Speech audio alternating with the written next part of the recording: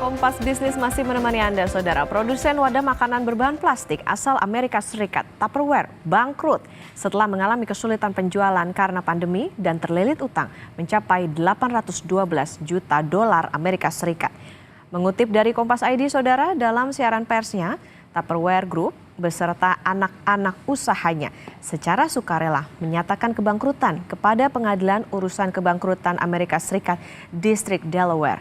Sejak beberapa tahun terakhir, kondisi keuangan perusahaan terdampak secara serius dari kondisi makroekonomi yang menantang.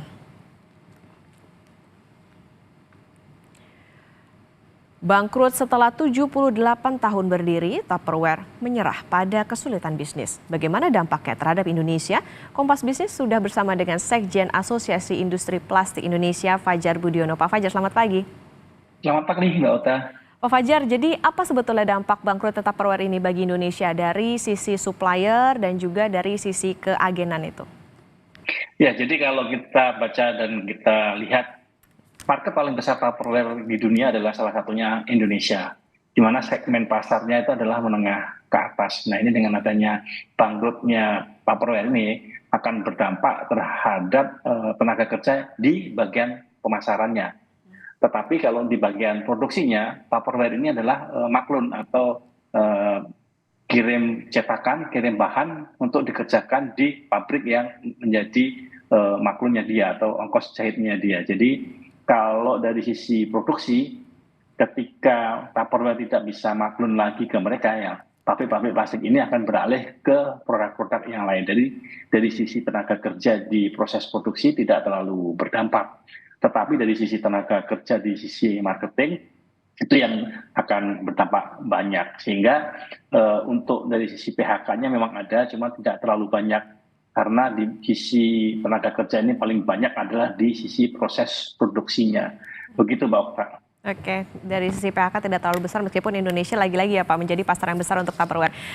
Pak Fajar, survei dari McKinsey dan Company bilang 63% responden bilang sejak pandemi ini konsumen cenderung mencari produk-produk yang lebih murah. Nah, benarkah daya beli ini mempengaruhi bangkrutnya Tupperware? Jadi gini, ada dua hal.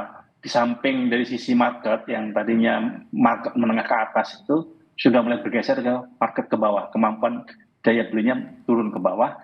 Kemudian yang kedua adalah dari sisi teknologi proses itu sudah banyak mengalami kemajuan. Jadi kalau dari dulu harga mul itu bisa ratusan juta, sekarang harga molding itu sudah di bawah, sudah puluhan juta harganya, sehingga dari sisi ongkos produksi Tupperware akan kalah.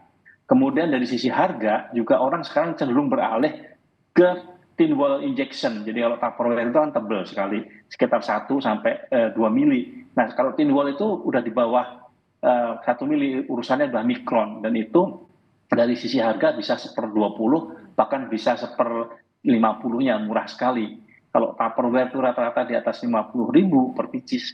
Kalau thin wall ini cuma di bawah 5.000 per piecesnya. Jadi orang cenderung beralih ke sana karena wadah ini tidak dipakai sampai ratusan kali. Jadi kalau Tupperware itu paling dipakai 50 sampai 100 kali hilang. Kalau yang thin wall ini dipakai 2-3 kali hilang nggak ada masalah karena harganya murah. Itu dari sisi teknologi proses. Kemudian dari sisi bahan baku juga sama. Kalau dari sisi bahan baku, mereka Tupperware itu kan banyak sekali menggunakan raw material di samping plastiknya sendiri. Mereka juga menggunakan warna dan aditif-aditif yang lain, itu which is itu adalah cost tambahan. Sementara kalau di thin wall itu mereka cukup yang clear aja dan itu lebih aman. Kemudian yang kedua adalah teknologi marketingnya. Dan di sini yang kita soroti adalah dari sisi teknologi marketing, Tupperware mengandalkan komunitas Tupper Party, di mana pada saat COVID, kumpulan-kumpulan Tupper Party ini sudah praktis nggak ada karena adanya lockdown. Sehingga celah pasar ini dimanfaatkan oleh produk thin wall tadi yang menggunakan marketplace baru. Kita lihat kalau dulu pakai Instagram, yang Instagram butuh 100 juta viewer itu dalam waktu 30 bulan. Kemudian ada aplikasi baru TikTok. TikTok itu cuma 9 bulan. Nah, sekarang ada ChatGPT, itu cuma 2 bulan aja mereka sudah mencapai 100 juta viewer. Nah, ini yang komunitas-komunitas ini yang digunakan oleh produk-produk kompetitornya Tupperware. Nah, Tupperware masih tidak bergerak dari sisi strategi marketing yang lama yang menggunakan komunitas-komunitas Tupperware Party, sehingga dari sisi market tergerogoti, kemudian dari sisi daya beli konsumennya juga yang menengah itu turun ke bawah hingga daya belinya juga akan turun. Nah, mereka rame-rame beralih ke sisi tin wall. Nah, dari sisi teknologi dan dari sisi ongkos produksi mereka murah. Kemudian yang kedua juga pada saat pasca COVID, logistik kan bermasalah. Nah, Tupperware ini kan sebenarnya cuma modalnya molding dan material.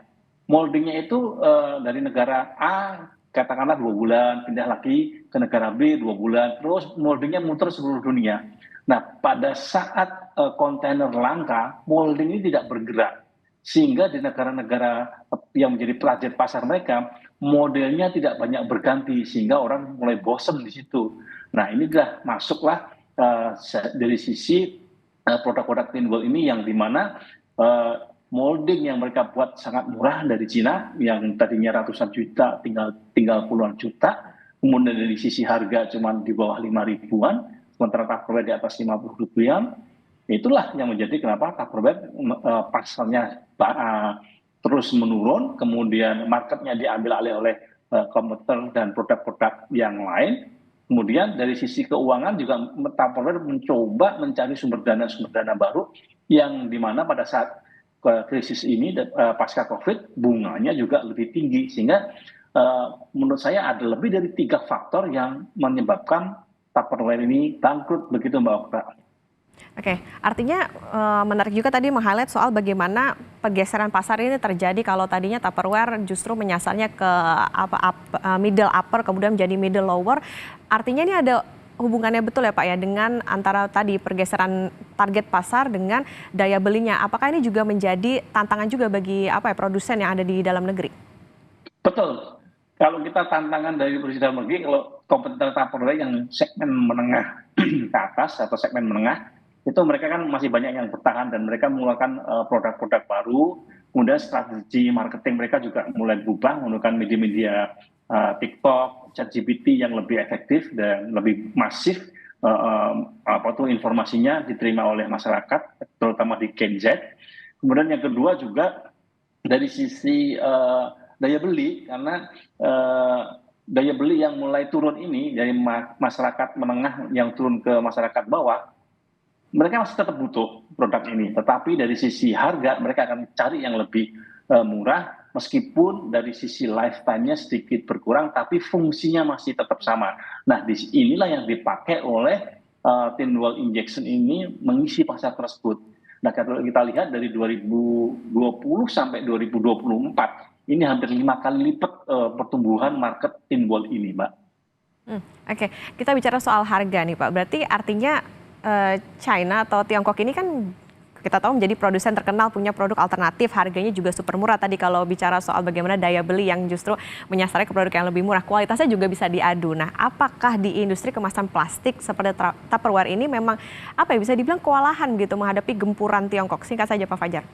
Betul, kewalahan kan dari sisi distribusi dia kalah, kemudian dari sisi bahan baku Cina ini murah sekali karena Cina mempunyai sumber bahan baku dari semua feedstock yang ada. Sementara dari Tupperware mengandalkan feedstock dari oil and gas. Nah, Cina punya dari oil and gas, dari nafta, dari LPG, dari batu bara, dan dari biomas. Dia semua sumber bahan baku dia mix sehingga bahan bakunya lebih murah. Nah, Tupperware ini kan bahan bakunya adalah polipropilin. Dan di Cina sendiri sekarang udah over capacity. Kebutuhan Cina cuma 45 juta, kapasitas produksi polipropilin mereka sudah 60 juta. Nah, ini mereka pasti akan sangat murah dan Tupperware kalah dari sisi harga bahan baku, dari sisi proses, terutama moldingnya, Cina juga murah sekali moldingnya. Kemudian dari sisi transportasi, Cina juga lebih menang. Sehingga Tupperware ya mau nggak mau mereka harus menutup usahanya. Begitu Mbak Okta. Oke, berarti memang kita melihat bahwa realitanya gempuran pesaing terutama dari Cina ini menjadi salah satu tantangan bagi produsen industri makanan plastik, industri kemasan makanan plastik. yang juga ini bisa menjadi catatan adalah bahwa produsen ini ditantang begitu untuk bisa menyediakan inovasi produk yang awet tapi juga harganya murah. Terima kasih Pak Fajar Budiono, Sekjen Asosiasi Industri Plastik Indonesia sudah bersama di Kompas Bisnis. Sehat selalu Pak. Terima kasih, sehat selalu Mbak Iqbal.